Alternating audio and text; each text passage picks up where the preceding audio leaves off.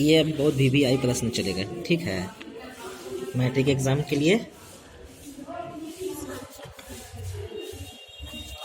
इसको अगर सॉल्व कर देंगे ना तो एग्जाम में लगभग सारा क्वेश्चन बन जाएगा ऑब्जेक्टिव का। तो क्वेश्चन देखते हैं, 144 के अभाज्य गुणनखंड में 2 का घातांक क्या होगा, ठीक है, 2 पे पावर कितना होगा। तो 144 को हम लोग तोड़ लेते हैं, 144 को देखते हैं तोड़ के। 2 7 14, 2 दूना 4, 2 3 6, 2 6 12, 2 1 2 और 2 8 16, इस तरह से 2 9 18, 3 3 9, यानी 1 2 3 4। सिर्फ हम लोग को 2 का बात कर रहा था, तो यानी कि 2 पे कितना पावर आ गया, 4। 2 का घातांक कितना हो गया, 4, यानी कि 4 है कहीं पे, हाँ सी, ये हो गया हम लोग को आंसर, ठीक है ना, समझ में आ गया ना। सिर्फ बोल रहा था ना 2 का घातांक, तो 2 का घातांक कितना आया है, 4, ठीक है, 2 पे पावर 4 आ गया है, तो यही वाला हो जाएगा। अब बोल रहा है निम्नलिखित में कौन सा अपरिमेय संख्या है। याद रखो, अपरिमेय संख्या किसको कहते हैं, जो रूट से नहीं निकलता है उसको अपरिमेय संख्या कहते हैं, जो रूट से निकल जाता है उसको परिमेय संख्या कहते हैं। आ रहा है ना बात समझ में। तो 100 का निकल जाता है 10, 4 का निकल जाता है 2, ठीक है, 16 का निकल जाता है 4, अब 25 का निकल जाता है 5, तो ये तो निकल गया। ये सिर्फ 17 का नहीं निकल रहा है, तो इसके माने ये परिमेय संख्या हो गया। आ रहा है ना बात समझ में, एकदम सबको समझ में आना चाहिए। उसके बाद है अगला प्रश्न, निम्नलिखित में कौन सा अभाज्य संख्या है, ठीक है, यानी जो एकदम नहीं कटे किसी से। तो 91 तो कट जा रहा है, 13 7 91 हो जा रहा है, और ये 3 से कट जा रहा है, 2 1 3 3 3 6, यानी कि 3 से ये भी कट जा रहा है, तो ये भी नहीं होगा, ये नहीं कट रहा है, तो यानी कि यही हो जाएगा अभाज्य संख्या। 501 भी कटेगा 3 से, ठीक है ना, ये भी 3 से कट जाएगा, 3 से काट देंगे, ये भी 2 1 3 3, ये भी 3 से कट जाएगा, नियम था पता है सबको, ये 13 से कट जाएगा, 13 7 91, ठीक है ना, तो ये नहीं कटेगा, तो ये हो जाएगा हम लोग को अभाज्य संख्या। आ रहा है ना बात समझ में। अब हम लोग आगे देखते हैं, आगे प्रश्न थोड़ा जल्दी देखेंगे क्योंकि ऑब्जेक्टिव है ना, ऑब्जेक्टिव में ज्यादा टाइम नहीं दे सकते हैं। 2 लगातार संख्याओं का मसा क्या होगा। कोई सा भी 2 लगातार संख्या ले लेना है, उसका मसा बोल रहा है। जैसे मान लेते हैं कि 2 और 3 ले लेते हैं, ये 2 संख्या लगातार हो गया, या फिर 5 और 6 ले लेते हैं, ये भी हो गया लगातार संख्या। तो दोनों में मसा क्या होगा, यानी इसका गुणनखंड करके देखेंगे, इसका गुणनखंड देखेंगे। मसा का हम वीडियो बहुत ज्यादा बना चुके हैं। 5 का हम लोग अगर तोड़ के देखते हैं गुणनखंड, और 6 का भी गुणनखंड करके देखते हैं, तो दोनों में 5 का जैसे में तोड़ लेते हैं तो 5 नहीं टूटता, 5 कम 5, 6 टूटता है, 2 3 6, 3 कम 3, यानी कि सिर्फ 1 मिल रहा है, तो जहां पे 1 होगा वही आंसर हो जाएगा। अरे ना बात समझ में। जब नहीं मिलता है तो उसको हम लोग 1 लिख देते हैं, यानी 1 तो हर हालत में आता है, जो मिलता है वही मसा होता है। अरे ना बात समझ में। आगे हम लोग सीखेंगे निम्नलिखित में कौन सा परिमेय संख्या है। फिर आ गया परिमेय संख्या। परिमेय संख्या से बार बार एग्जाम में पूछता है, कभी अपरिमेय, अच्छा इससे पहले अपरिमेय संख्या था, अब परिमेय संख्या आ गया। तो परिमेय संख्या बताए हैं ना अभी, जिसका रूट से जो रूट से निकल जाए उसी को परिमेय संख्या कहते हैं, जो रूट से नहीं निकलता है उसको अपरिमेय संख्या कहते हैं। तो 1/144 का 12 होता है, ठीक है, ये निकल गया। और इसको भी देख लेते हैं, यहाँ पर देख लो परिमेय संख्या क्या है। 1 0 से 1 0 भी काट के देखते हैं, 5 कम 5, 5 10 50, यानी 1/√10 ये नहीं कट रहा है। 1 का तो निकल गया लेकिन 10 का नहीं निकला। यहाँ पे है 32 का भी नहीं निकलता है, ठीक है, लेकिन अच्छा इसका भी नहीं निकलता है, इसका भी नहीं निकला, इसका भी नहीं निकला, इसका भी नहीं निकला, सिर्फ इसका निकला। तो परिमेय संख्या क्या हो गया, ये हो गया। इसका नहीं निकला, 10 रह गया रूट में, 1 का निकल गया लेकिन 10 का नहीं निकला, 32 का भी नहीं निकला, 5 का तो निकला हुआ है लेकिन रूट 5 का नहीं निकला हुआ है, तो ये भी परिमेय संख्या नहीं होगा, यानी जो निकल गया शुरू में ना वही परिमेय संख्या हो गया। आगे हम लोग देखते हैं एक प्रश्न आओ, निम्नलिखित में किसका दशमलव प्रसार शांत होगा। शांत होगा एक फार्मूला होता है P/2 पे पावर n गुने 5 पे पावर m, ठीक है। 2 पे पावर यानी कि आना चाहिए कुछ ना कुछ, 5 पे भी पावर कुछ ना कुछ आना चाहिए, ठीक है। हम लोग फार्मूला का जगह पे ऐसे भी लिख सकते हैं 2 पे पावर m गुने 5 पे पावर n। इसका मतलब होता है कि कुछ ना कुछ 2 पे पावर आवे और कुछ ना कुछ 5 पे भी पावर आवे। समझ में आ रहा है ना बात। तो यहाँ पे हम लोग देखते हैं 23/50 है, इसको हम लोग पहले तोड़ के देख लेते हैं। 23 दशमलव प्रसार अशांत है, ठीक है ना। और ये फार्मूला पर अगर आ जाता है तो शांत हो जाता है, और नहीं आने पे हम लोग को अशांत हो जाता है। तो 50 को हम लोग को तोड़ के देखते हैं, तो 50 को तोड़ते हैं 2, ठीक है ना। तो 50 को हम लोग तोड़ के देखते हैं 2 25 बाद में, फिर 5 25, ठीक है। तो 5 भी आ जा रहा है, 2 भी आ जा रहा है, तो ये इसके माने दशमलव शांत होगा, दशमलव प्रसार इसका ही शांत होगा। लेकिन हमको पूछ रहा है आसान, तो ये तो होगा नहीं, ठीक है। ये भी देख लेते हैं 243 है, तो 243 को हम लोग तोड़ते हैं तो यहाँ पर अगर 7 से करते हैं, ये तो 7 से टूट रहा है, 7 तिया क्या है ऐसे, 7 तिया क्या है 22 23 24 3, नहीं 7 से भी नहीं टूटता, 3, ये टूट रहा है हम लोग को 7 से नहीं 3 से, सॉरी 3 से इसको काटो, 3 8 24, 3 एकम 3, तो यहाँ तो 3 आ रहा है, 3 आना नहीं चाहिए, ठीक है, आना चाहिए तो 2 पे पावर और 5 पे पावर, तो इसके माने हम लोग को 10 15 पर 7 जो अशांत होगा ये वाला हो जाएगा। अरे बात समझ में, आगे भी करके देख लेंगे, जब एक ठो मिल ही गया है, मल्टीप्लाई तो है नहीं कि बहुत सारा इसमें दिया हुआ रहेगा अशांत वाला, एक ठो है 1 चॉइस का है ना, तो ये हो जाएगा।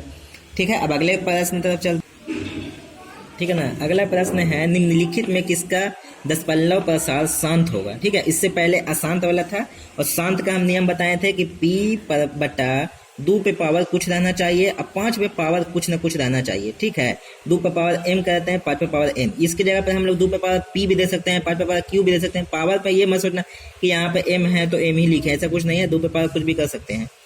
10 मतलब पर शांत होना चाहिए, 2 पे पावर भी आना चाहिए, 5 पे भी पावर आना चाहिए। तो 23 है और 80 को हम लोग तोड़ के देखते हैं, गुणनखंड अगर आता होगा तो ये सब तुरंत बन जाएगा।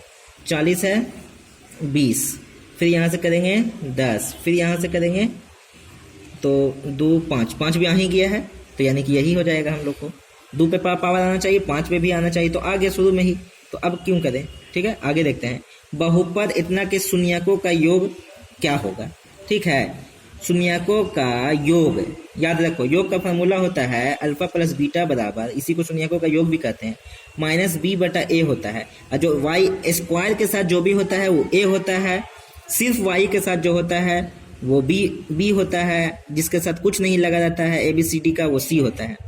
तो बी हम लोग को वाई है 14 है, माइनस में पहले से भी माइनस है, यहाँ भी माइनस 14 है। ठीक है, बट्टा में ए कितना है 5 है, माइनस माइनस प्लस हो जाएगा 14 बट्टा 5, 14 बट्टा 5 कहीं पे है ये है, हो जाएगा। ठीक है ना, आया समझ में। 14 बट्टा 5 जो है उसमें टिक लगा दिए, आगे बढ़ते हैं। ऑब्जेक्टिव क्वेश्चन है तो थोड़ा सा शॉर्ट ही करके बनाएंगे, तभी तो वहाँ जल्दी से टाइम मैनेज कर पाएंगे। यहाँ पे हो रहा है कि शून्य क्या होगा, एक्स स्क्वायर माइनस 11 का शून्य क्या होगा। शून्य जब भी बोलेगा तो माइनस 11 बराबर 0, क्वेश्चन उतारने के बाद बराबर में 0 रख देना, क्या कि शून्य बोल रहा है ना। अब इसको 11 को उधर लेके चल जाते हैं तो 11 हो गया, स्क्वायर हटता है तो सबको पता है कि प्लस माइनस 11 में चल जाता है, यानी एक बार प्लस में 11, एक माइनस में 11, एक प्लस में 11, एक माइनस में 11, रूट में होना चाहिए। हाँ ये है, डी वाई में है, डी में हो गया आंसर। अरे ना बात समझ में, ठीक है ना, आधा समझ में। चलो अगला क्वेश्चन की तरफ चलते हैं हम लोग। क्वेश्चन है थोड़ा सा बड़ा क्वेश्चन लग रहा है, निम्नलिखित में से किस द्विघात बहुपद के शून्यकों का योग -4 तथा गुणनफल 5 है। निम्नलिखित में से किस द्विघात बहुपद के, यानी यहाँ पे शून्यक दिया हुआ है, यहाँ पे शून्यक हम लोग लाए थे प्लस माइनस रूट में 11, यहाँ पर दिया हुआ है योग -4 गुणनफल -5, तो द्विघात बहुपद के रूप में हमको लाना है। अगर बस समझ में, ठीक है ना। तो यहाँ पर क्या बोल रहा है, द्विघात बहुपद के रूप में लाना है, और यहाँ पर दिया हुआ है शून्यकों का योग और गुणनफल भी दिया हुआ है। अरे ना बात समझ में। तो यहाँ पे सबसे पहले हम द्विघात बहुपद का फार्मूला को लिखते हैं। फार्मूला होता है x square plus alpha plus beta x minus alpha into beta. ठीक है, तो बैठा देंगे सिर्फ हम लोग, x square plus alpha plus beta कितना है हम लोग को बोल है ना, शून्यकों का योग -4 है, और उसके बाद माइनस में है अल्फा इंटू बीटा -5। ठीक है, बैठा दिए। तो x square -4x plus minus minus plus में हो जाएगा 5, तो ये वाला ढूंढ लो किस में है, ये सी है, सी आंसर हो जाएगा। ठीक है, चलो आगे बढ़ते हैं। फिर बोला यदि बहुपद एक्स स्क्वायर माइनस के एक्स प्लस आर के शून्यकों का योग 6 है तो के का मान क्या होगा। ठीक है, अरे बात समझ में, ये तुम लोग के लिए जैसे ये बनाए हैं उसी तरह से ये भी है। अगला प्रश्न फिर बोल रहा है कि शून्यक 4 7 वाले द्विघात बहुपदों की संख्या कितनी होगी। शून्यक जो है 4 और 7 वाले द्विघात बहुपद की संख्या क्या होगी, द्विघात बहुपदों की संख्या क्या होगी। अरे बात समझ में, ठीक है। शून्यक 4 7 वाले द्विघात बहुपदों की संख्या कितनी होगी, तो द्विघात बहुपद में बहुपदों की संख्या 2 होगी। ठीक है, अरे बात समझ में। अब अगले प्रश्न की तरफ हम लोग चलते हैं। ठीक है, यहाँ पे निम्नलिखित में से किस समीकरण का एक मूल 2 है, एक मूल 2 है। ठीक है, देखो यहाँ पे जितना भी दिया हुआ है सब द्विघात में है, द्विघात में 2 मूल सब में आता है, एक प्लस में एक माइनस में आता है ना, 2 ठो, इसीलिए तो यहाँ पर एक ठो दे दिया है 2। सबसे आसान तरीका है कि सब एक्स में एक्स की जगह पे 2 रख के देखेंगे।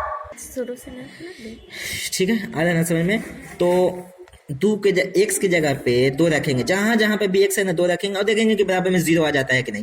या तो फिर द्विघात समीकरण को हल भी करके देख सकते हैं, गुणनखंड के तरीका से बना लेंगे, या मूल पर फॉर्मूला में बैठा देंगे, लेकिन उसमें बहुत टाइम लग जाएगा। तो सीधा सीधी हम लोग 2 रख के देखते हैं किस पे आएगा। हम डायरेक्ट रख के देखते हैं डी वाला पे, क्योंकि हमको लग रहा है किसी का आंसर 0 आ जाएगा एक्स रखने पे। तो यहाँ रख लेते हैं 2 दूना 4 और 2 दूना 4 4 दूना 8 माइनस 7 दूना 14 प्लस 6 6 12 13 14 0 0 बराबर 0। ठीक है, ठीक है। अब अगले प्रश्न की तरफ चलते हैं। समांतर श्रेणी 5 8 11 14 का 12वां पद कौन होगा? 12वां पद यानी कि अच्छा से देखते हैं, समांतर श्रेणी किसको कहते हैं? जिसका डिफरेंस सबका सेम होता है उसी को समांतर श्रेणी कहते हैं। तो 8 में से 5 गया, यानी दूसरा में से पहला को, तीसरा में से दूसरा को, चौथा में से तीसरा को घटाते हैं ना, सबका अंतर जो है ना समान आता है। जैसे 8 में से 5 गया 3, 11 में से 8 गया 3, 14 में से 11 गया 3। आ रहा है ना बात समझ में? तो बोल रहा कितना इसी तरह से अगर हम बढ़ाते जाएंगे तो 12वां पद के जगह पे कुछ ना कुछ तो आएगा ही। तो वही देख लेते हैं कितना के ज्यादा है। 14 के बाद 15 16 17 भी हो सकता है, उसके बाद 17 18 19 20 21 भी हो सकता है। ऐसे भी हम चाहें तो निकाल सकते हैं, लेकिन ऐसे टाइम लग जाएगा। फार्मूला होता है अंतिम पद के लिए a plus n minus 1 into D. ए हम लोग को 5 दिया हुआ है, प्लस एन तो 12 दिया हुआ है। अच्छा 12 कैसे रख दिए? जहां पे y लगा रहेगा वो समझ जाएंगे कि n है। अरे बात समझ में ना? 1 डी है, डिफरेंस पता है 3 सबका है, तो बना देते हैं 5 प्लस 12 में से गया 11, 11 दिया 33, 33 और 5 33 34 35 36 37 38 है, 38 कहीं पे है। आगे समझ में? अगला प्रश्न की तरफ चलते हैं। यहाँ पे है y अक्ष का समीकरण क्या होगा? y अक्ष का समीकरण होगा तो y अक्ष के बारे में जब बोलेगा तो x बराबर 0, और x अक्ष की जगह x अक्ष का समीकरण पूछेगा तो y बराबर 0। अरे ना बात समझ में? आगे बढ़ते हैं। समांतर श्रेणी इतना का कौन सा पद प्रथम ऋणात्मक पद होगा? यानी कि कौन सा पद जो है इसी तरीके से अगर जाएंगे ना, घटते जा रहा है ऐसे भी, 20 के बाद 25 के बाद 20, 20 के बाद 15, 15 के बाद कितना हो जाएगा? तो 5 का सबका डिफरेंस हो रहा है ना, तो यहाँ पे हो जाएगा 10, उसके बाद कितना हो जाएगा 5, उसके बाद कितना हो जाएगा 0, उसके बाद कितना हो जाएगा 5। तो केमा पद हो रहा है 1 2 3 4 5 6 7, 7वां पद ऐसे भी हो जाएगा आंसर। ठीक है, अगला प्रश्न जो बोल रहा है निम्नलिखित में कौन सा समांतर श्रेणी में नहीं है? समांतर श्रेणी के लिए अभी हम बताए थे सबका डिफरेंस एक ही आना चाहिए। अगर डिफरेंस सबका एक नहीं आ रहा है तो नहीं होगा। आ रहा है बात समझ में ना? तो देखते हैं सबका डिफरेंस कितना कितना आता है। इसमें से इसको घटाएंगे, इसमें से इसको घटाएंगे, इसमें से इसको घटाएंगे, उसी तरीका से इसमें से इसको घटाएंगे, इसमें से इसको घटाएंगे, सबको घटा घटा के देखते हैं। ठीक है, रूट वाला से हम शुरू करते हैं। √2 और यहाँ पे हो जाएगा 4 गुने 2, यहाँ पे 9 गुने 2, और यहाँ पे हो जाएगा 16 गुने 2, 16 दूना 32। सबको तोड़ के देख लेते हैं पहले। रूट यहाँ से 4 का 2 निकल जाएगा, √2 ये रह जाएगा, यहाँ पर 3 निकल जाएगा, √2 रह जाएगा, यहाँ पर 4 निकल जाएगा, √2 रह जाएगा। अब इसमें से इसको घटा के देखते हैं तो एक √2 आ जाएगा, इसमें से इसको भी घटा के, हाँ सब में तो सेम आ रहा है, 3√2 माइनस 2√2, तो यहाँ भी आ जाएगा सिर्फ √2, यानी सभी का सेम √2 आ रहा है, तो यही हो जाएगा हम लोग को। अरे ना बात समझ में? इस तरह से इसको भी घटा के देख सकते हैं। a प्लस, इसमें से इसको ना घटाएंगे, a प्लस डी माइनस ए। अरे समझ ना? तो a कट गया, सिर्फ d आ गया। ठीक है, अब दूसरे में से इसको भी घटा के देख लेते हैं, a plus 2 minus a minus D. ठीक है ना, a कट गया, यहाँ 2 माइनस डी आ रहा है, तो ये तो होगा ही नहीं। ठीक है, तो आंसर आ गया। तो अगला प्रश्न है, एक्स अक्ष से बिंदु Q दिया हुआ है 3,6 की दूरी निकालना है। तो दूरी का सूत्र जब मूल बिंदु से रहेगा ना एक्स अक्ष से, तो 3 का स्क्वायर प्लस 6 का स्क्वायर डायरेक्ट कर देना है। ठीक है, 3 3 9 प्लस 6 जगह 36, 36 और 9 45। ठीक है, तो 45 को हम लोग ऐसे भी कर सकते हैं, 9 5 45, और 9 को 3 निकलता है, √5 ही रह देते हैं, तो ये हम लोग को डी हो जाएगा। अरे बात समझ में? ये बहुत इंपॉर्टेंट क्वेश्चन चल रहा है। बिंदु 4.5, 6.5 किस पाद में स्थित है? ठीक है, प्रथम में, द्वितीय में, तृतीय में, चतुर्थ में। तो हम जानते हैं इस तरह से कोऑर्डिनेट बनता है। यहाँ पे होता है y, यहाँ पे y डैश, यहाँ पे x डैश, यहाँ पे x, इधर सब माइनस में होता है, इधर सब प्लस में होता है, इधर भी प्लस में होता है। तो यहाँ पर दिया हुआ है ये भी प्लस में है, ये भी प्लस में है। ठीक है, यहाँ भी प्लस में, यहाँ भी प्लस, यानी कि फर्स्ट कोऑर्डिनेट होगा, यानी प्रथम पाद में होगा। अरे बात समझ में ना? चलो आगे प्रश्न में देखते हैं।